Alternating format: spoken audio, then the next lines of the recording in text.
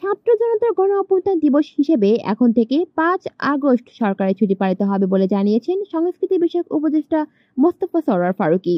বৃহস্পতিবার foreign service একাডেমিতে এক সংবাদ সম্মেলনে তিনি এসব কথা জানান।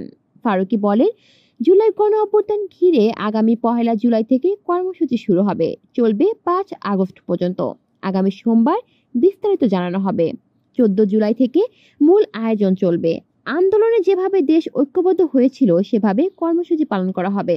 5 আগস্ট সরকারি ছুটি ঘোষণা করা হবে জানিয়ে সংস্কৃতি উপদেষ্টা বলেন, এখন থেকে 5 আগস্ট সরকারি ছুটি পালন করা হবে। রোববার উপদেষ্টা পরিষদ বৈঠকে 5 আগস্ট ছাত্র জনতা আন্দোলন দিবস জাতীয় দিবস হিসেবে সিদ্ধান্ত নেওয়া হবে।